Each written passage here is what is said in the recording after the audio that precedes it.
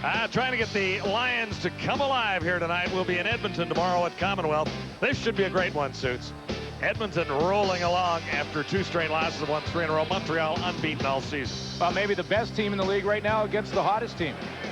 And I can't wait. Yeah, it'll be a super game. We get to see the Alouettes and the Eskimos tomorrow night on Adidas Friday Night Football. Alfred Jackson makes the catch, but I don't think he made a yard. Well, no, and this is what I'm talking about, being more aggressive with the football. I mean, I've seen 4 or 5 of these hitch passes, and you do want to stick with your game plan somewhat, but yeah, you got to go down the field. It's time to get aggressive, take some chances, and throw the ball down the field.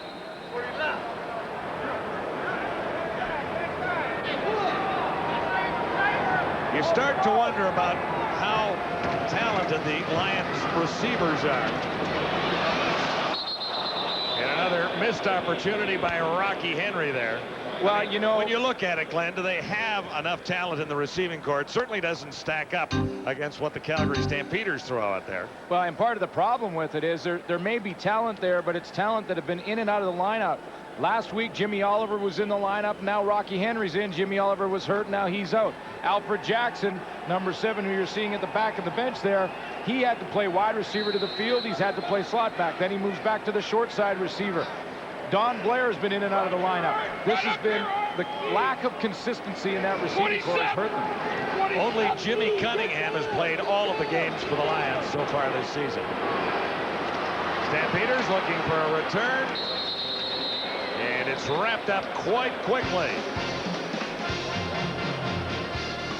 Leading the tacklers, Roger Reinson. Bueno and the Stampeders on a nice little roll here at BC Place. And on the sidelines, Farhan Lalji. John, we're here with Daniel Baldwin, a member of the famous Baldwin acting family. Now, Daniel, you're no stranger to Vancouver. You've lived here for 3 years, but you're working on another project here. Tell us about it. I'm directing and acting a film called Triggerman, which stars myself, my brother Steven. First time any 2 Baldwin brothers are going to work together in a film. It's pretty exciting. And Elizabeth Hurley, Nick Moran, and Reese Evans. Now, you're also a good friend of Lions quarterback Damon Allen. You live right next door to him. I hear you dominate him on the basketball court. Well, you know, Damon may play football, but when it comes to basketball in our Monday Night League, I've been kicking his butt for quite some time now. Yeah, so if Damon's struggling out here, we know who to blame. You know what, man? I'm ready to warm up. In case. I just want you to know. Glenn, in case you didn't know, he played at Ball State, home of the famous Ball brothers with the BC Lions. Well, there's brothers everywhere here tonight. We got the Balls, the Crumbs, the Hendricksons, Baldwin and brothers. the Baldwins. Okay, name the other 3 Baldwin brothers who are enacting. Oh, man. Come on. Give me a minute. Okay. On the money, and he breaks a tackle. Danielson, number 88. Inside the 30-yard line.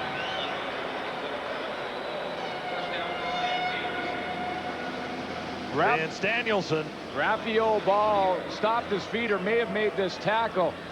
Coming right over the middle, and Raphael Robinson misses him, but Raphael Ball on the outside, number 27, and he had stopped running. His man had run a little curl pattern in front of him. He kind of stopped running, and then he realized that Danielson had broken the tackle from Robinson and then decided to run him in. Had he kept moving, he might have had a chance at him. Too many weapons for these Calgary Stampeders. Too many targets for Dave Dickinson. There's another one, and Danielson can't bring it in that time. Actually, Bo Richter, number 89. Well, that may be their first mistake. Very efficient. 14 of 20, 246. Well, the key is no interceptions, no mistakes. And, you know, and that was a tough but catchable pass, and he has just basically been flawless.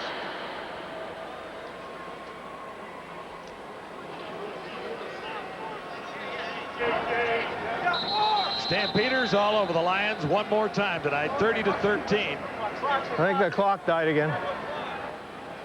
And the stadium clock is down. Now it's up one more time with 5:17 showing in the 3rd quarter. Clock has been flickering on and off. So I've written the score down so I can remember it.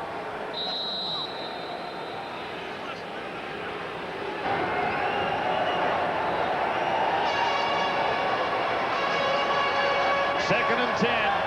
Stampeders at the Lions 33. Some heat on Dickinson. He escapes. Wide open target is Danielson. One-on-one with Robinson, and Danielson wins that for an extra couple of yards. Plays made because Dickinson buys some time.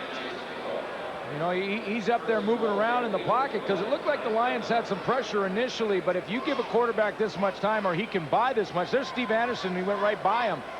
He bought some time for himself, stepped up, and then Vince Danielson opens up. The Lions are just sitting back, and after a certain amount of time, someone's going to spring open. You just can't cover for more than about 4 seconds. Solid night for Vince Danielson, who had some injury problems earlier in the season. 81 yards tonight. Setting the Stampeders up at the BC 10-yard line again. Touchdown toss, Alan Pitts. Oh, almost a miracle catch as he turned around and got his hands on it. Travis Moore. Oh, open, was he? Well, he was 7-11 because he was open tonight, and he's been open all night, and Travis Moore opened up just after. Here he is right in the middle of your screen. Look at this little inside move, and he is wide open going, what do you mean, man? Every time you throw it to me, I come up with a touchdown. But Dave Dickinson had locked into Alan Pitts, who was running a wheel pattern, which is sort of an out and then up down the sideline, and just couldn't get it to him on the outside. Valiant effort by Alan Pitts. Second crack at a 10-yard line.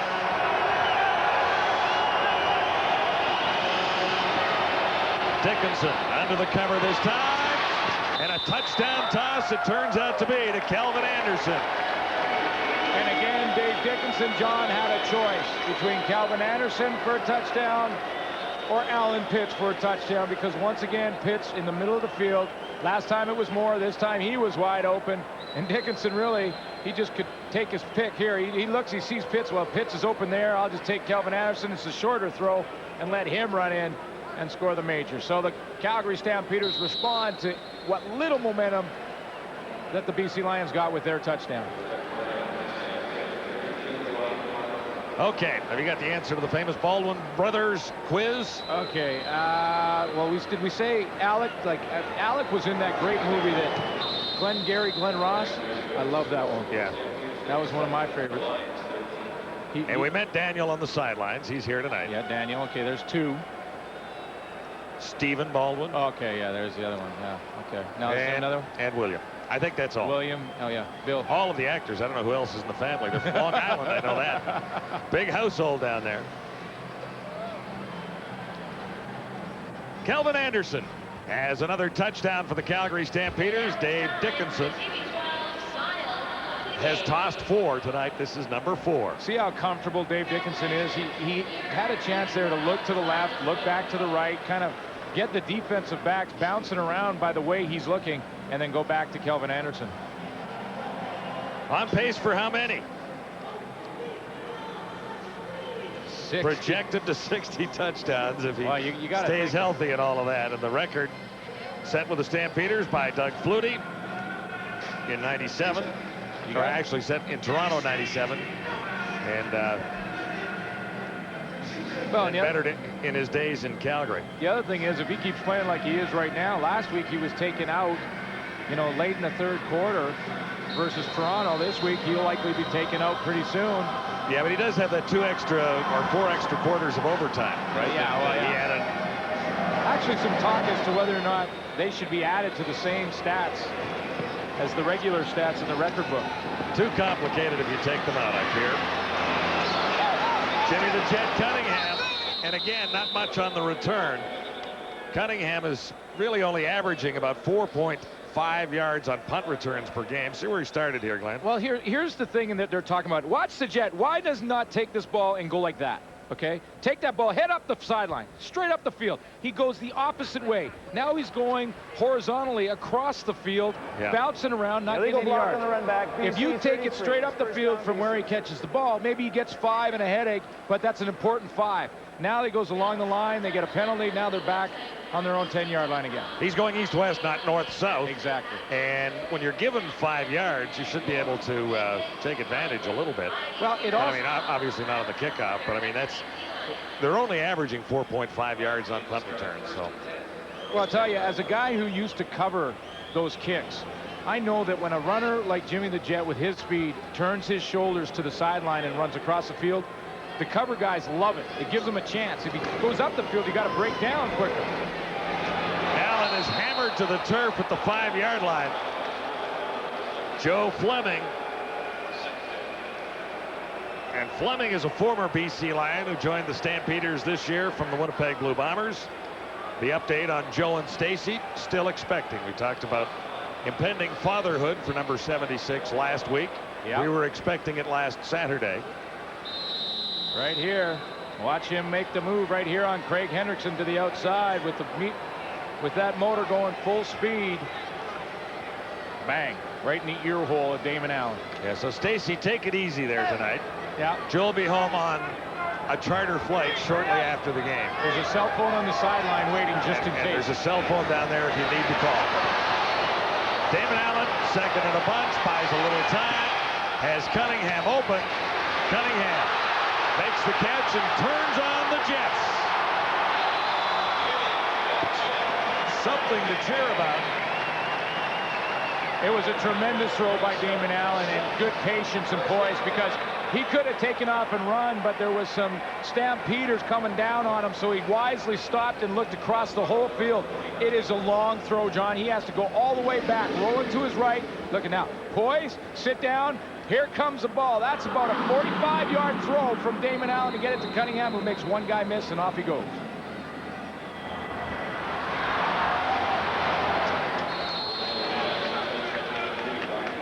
Rocky Henry.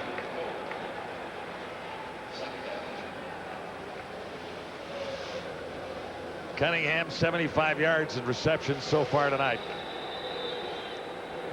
So Henry is close to a first down as well.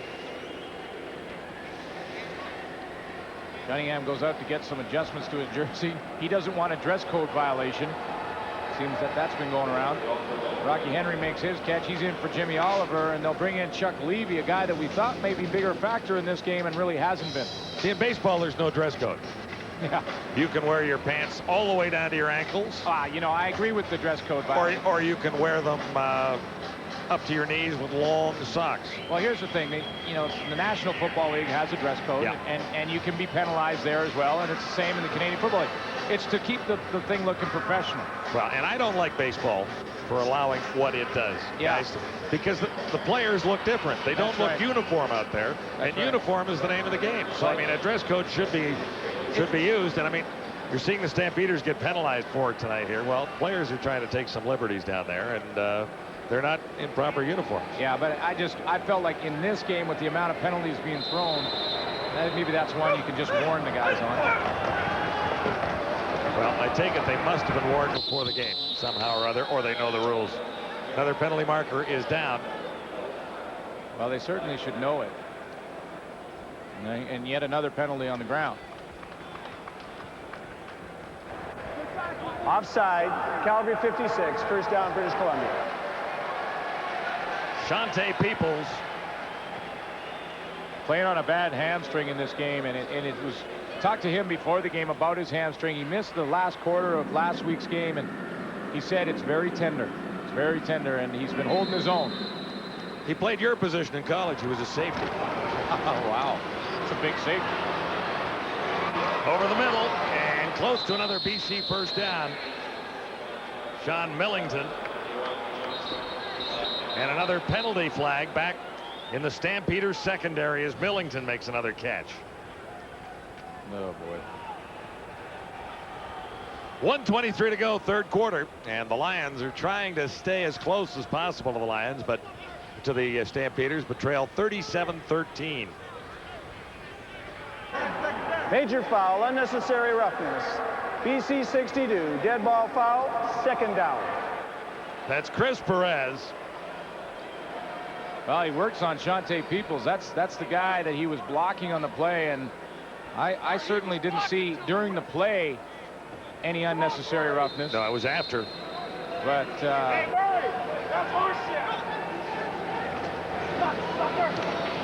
Henry, Rocky Henry, and he's hammered by Alondra Johnson as he crosses the 50.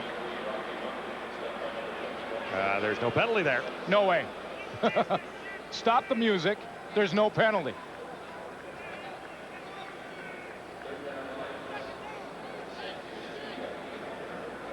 And here comes Lou Pasaglia.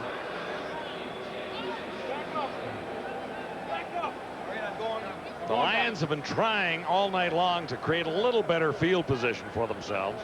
Well, it looks like to come back in this game, they're going to need a break. They're going to need a Calgary mistake, whether it's either a fumble, an interception, something that can give them some life on both sides of the ball. Pasaglia will step across his 50, and Marvin Coleman awaits to return. Bouncing at the 10 and trickling into the end zone. Not exactly what the Lions were hoping for there. Calgary will take a little time off the clock as Coleman spins out of the end zone and gives up a single point. Well, they'll need to score in bigger bunches than that, but give one more to the BC Lions.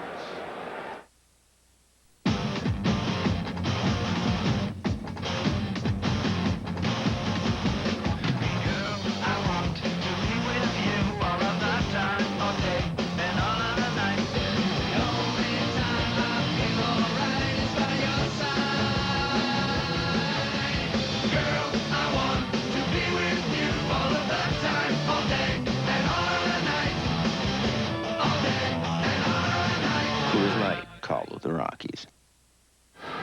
11 seconds to go in the third quarter. Plenty of time for Dave Dickinson to hit the end zone again. Wow, and you know, how long does he stay in? That's the question. Yeah, he may take a rest in the fourth like he did last week. Oh, little bootleg. Nice fake by Dickinson. And he has Danielson. That's the end of quarter number one. Stampeders are stomping all over the BC Lions in week 5. It's CFL Live, a quarter to go from the stadium at BC Place.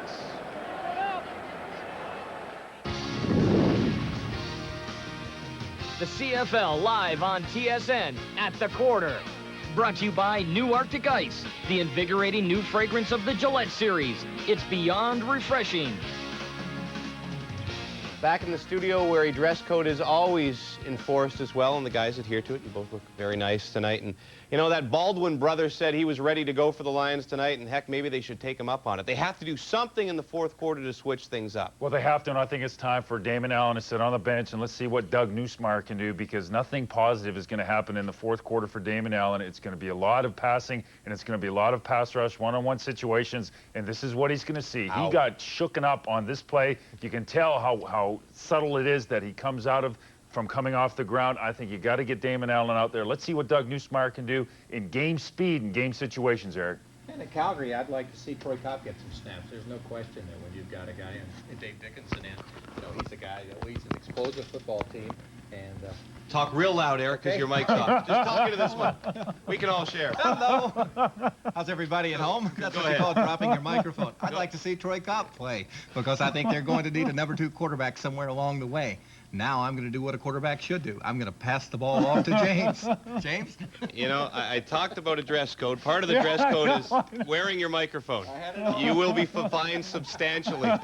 Let us send you back to John Wells at BC Place along with Glenn Suter. So how's our dress code? Tie straight? You know what? You know what? That's Hey. a penalty flag for What? that, man. Your Just tie tie? is not straight. Oh, come on. That's 15 yards. There, we got you straightened up. Took the jackets off tonight, folks, because it's a little sticky here at BC Place, and the Lions continue their struggle. Suits, you live in Vancouver. I want an explanation of what's happened to what we thought was a pretty good offensive football team. Well, and I still think the talent is there. It's just a matter of getting some consistency in that offense, especially in the receiving core. They're not having it. They don't see it. They're not aggressive on offense or on defense, and they're playing a good football team. Well, they're playing a great football team. We watched the Stampeders 3 weeks in a row, and they have annihilated football teams, including the Lions 3 weeks ago. This is Rock Preston, and another weapon that the Calgary Stampeders can throw at you when they're looking for a rest for Kelvin Anderson, their #1 running back. I got to show you a block, if we can, that Jamie Crysdale puts on David Benefield. I mean, it is just, this is why they're so good, the little things. Jamie Crysdale, the center. Watch, he's in front of, obviously, he's right in here. Now watch him, he comes out and he hooks up right there on David Benefield. Now watch how he sustains this block. So he's going to slide out there to the left. Now look at this. Hold the block, 1001, 1002, 1003, pancake Benefield to the ground. Give Rock Preston a little seam. The little things like that the Calgary Stampeders do so well. Hold that block. The receivers are downfield blocking, always hustling. Lions have moved David Benefield from a rush end position back into a linebacking spot this year. Is that working for them? Well, I don't know. I think when you look at it now, you'd have to say no. Because not that David Benefield's not playing well at the linebacker spot, but he is a dominant pass rusher off the edge. And he's not getting many opportunities to do that in the system that he's in now as a linebacker. He was a dominant pass rusher last year, coming off the edge every single play.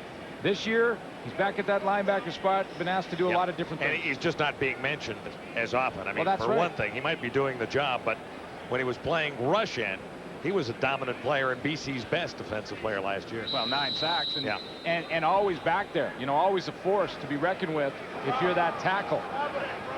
You know, but they try and get him involved a little bit in the rush, but you also have to have a guy dropping in pass coverage from your linebacking position. Dickinson's little shovel pass did not work out, so this is 2nd and 10. Over the middle, and he had it right in the midst of Aubrey Cummings, who couldn't hang on. Eric England, I'm surprised he didn't get a late hit, because he was awful late hitting Aubrey Cummings coming across the middle. But, and I'm just saying that because of the way the refs have been officiating this game, and it's been quick flags in all the late hits in all departments, and Eric England was quite late, and the flag stayed in the pocket.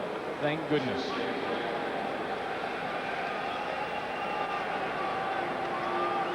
Mark McLaughlin has had most of the evening off. Stampeders have been scoring touchdowns. They haven't needed field goals. Here's his first drive. And it's good. 3 more for the Calgary Stampeders. Mark McLaughlin having another standout season. It's 40-14. Standing, it's not just a business, it's a way of life. Canadian Imperial Bank of Commerce. Welcome back to the stadium at BC Place, and here's the Suter family portrait. The whole gang is here tonight. That's Elizabeth. That's on the right. That's my And wife Elizabeth. And Jared. Jared is 6, right? He's 6 years old. He's a hockey player right now. Yeah, and he likes Haagen-Dazs, I can tell. I'll get him into football. His biggest thing is the beast at these games. And then Alicia is my 9-year-old daughter on the left there. She's the ballerina. She's a ballerina, and she likes watching the cheerleaders. And then that's Grandma on the end. Oh, isn't that nice? The whole gang's here. The gang is How here. much did you pay for the tickets? Enjoying the game. Oh, top dollar. Top dollar. Oh, I knew yeah. you would. Damon Allen hangs in for the BC Lions. Has Cunningham near side. Cunningham is run out. Well, it's lucky the kids look like Mom. No question about say. that. Thank goodness for that. Eric Sutton ran him out. Well, you know, once again, Damon Allen's putting up some numbers. I mean, you know, you look at 200 yards, probably be around 300 by the time it's over, but again, not enough points. And you think back to that first half, and they come away with field goals. Yeah, 1 touchdown, right? 1 touchdown drive. That to Craig Hendrickson. Yes. Forgot about who caught it there. And that one is batted away on 2nd and 5. So back to the drawing board for this BC offense. Well, it really is. It's, you know, it's finishing drives, and the pressure starts to build more and more on Joe Palpal, the offensive coordinator, and Damon Allen, the quarterback. Problems in the red zone. That's the scoring zone, and that's where the Lions have really struggled. Yeah, this is what we're talking about. Look at that, 401 yards per game.